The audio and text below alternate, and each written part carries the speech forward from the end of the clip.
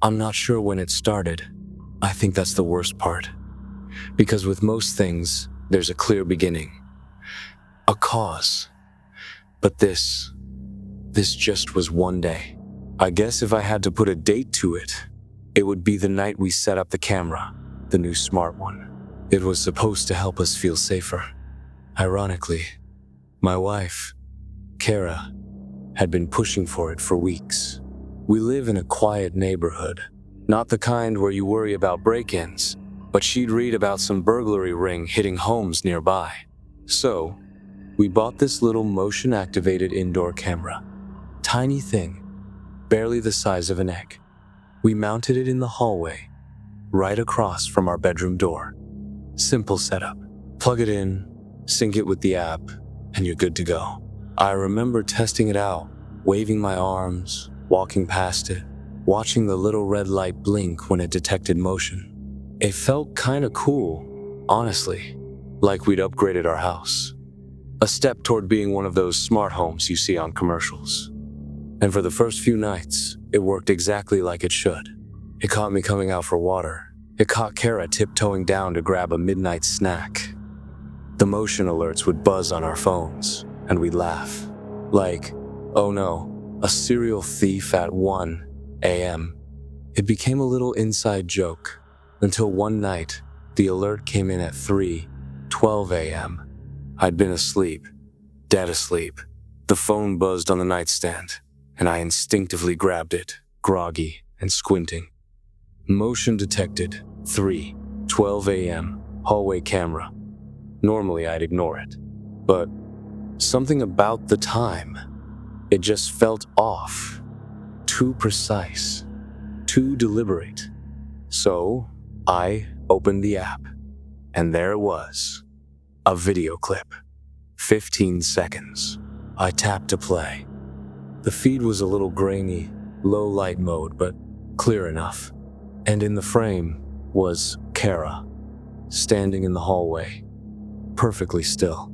She was facing the camera directly, not moving, not blinking, just standing. I glanced to my right.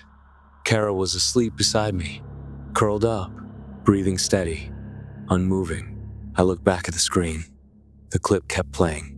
Kara, or something that looked like her, stood there for the full 15 seconds, then slowly, very slowly, turned and walked out of frame.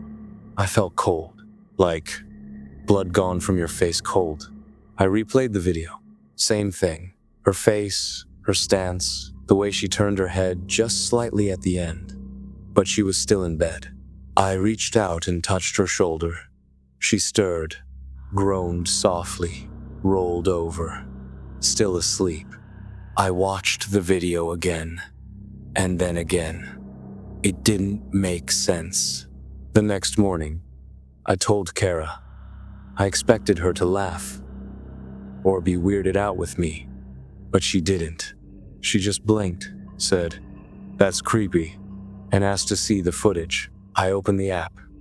Nothing. No alerts, no saved clips. The feed history started at 6:30 a.m. I swore it was there. I showed her the alert on my lock screen, but when I tapped it, it just opened the app like normal. No video, no thumbnail. She teased me, lightly. "You probably dreamed it," she said. Or maybe it was a glitch. I didn't push it, but I knew what I saw. That day at work, I couldn't focus. Every time I blinked, I saw that image. Her face, blank, unreadable, too still to be natural. I texted Kara around noon, asked if she remembered getting up last night. She said no, and asked me, kind of jokingly, if I was the one sleepwalking. I told her no, but the question stuck with me. The next night, I couldn't sleep. I kept looking at the clock, every hour, until it hit 3:12 a.m. I was wide awake this time, lying flat, staring at the ceiling, phone in hand. The motion alert buzzed, right on time, 3:12 a.m. I sat up, heart racing, opened the app. This time the video showed me, standing in the hallway, same blank expression, Same unnatural stillness. Then I turned, mechanically, and walked toward the living room. I watched the clip 3 times before I realized Kara had woken up. She was sitting up beside me, watching me watch the screen. "What is it?" she asked. I turned the phone toward her. She looked, then looked at me. "Is this a prank?" I shook my head. "No, that's from just now."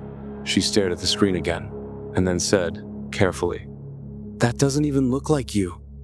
But it did. It was me, wasn't it? We checked the hallway. Nothing. No one. The house was silent. I suggested maybe there was some delay. Maybe it was from earlier. But Kara pointed at the timestamp. 3:12 a.m. Same as before. We watched the video again. 15 seconds. No sound. Just me, standing like a statue. That was when I saw it. In the reflection of the hallway mirror, behind me, faintly, was a shape, a blur, almost like another me. I paused the video, zoomed in. The face was obscured, warped in the glass.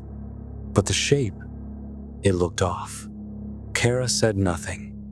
She stood up, walked out of the room, and didn't come back for almost 20 minutes. When she returned, she looked pale. She handed me her phone. There was a clip from the night before. 1:44 a.m. It was me again, but this time, I was standing at the foot of our bed. Just standing, staring at her while she slept, then walking out of frame. She hadn't told me. She didn't know what to say. But she'd saved the clip. After that, we stopped using the camera. Or tried to. But every morning, there would be new clips. At exactly 3:12 a.m., the app showed it was still active, even when unplugged. And it wasn't just me or Kara anymore. Sometimes, the hallway was empty. Sometimes, the clip showed someone walking past the camera, but not someone we recognized. Once, it was a child. Once, it was both of us, hand in hand, walking silently down the hall. Kara doesn't sleep well anymore. Neither do I. We've started fighting, blaming each other. She asked me if I've been sneaking out of bed.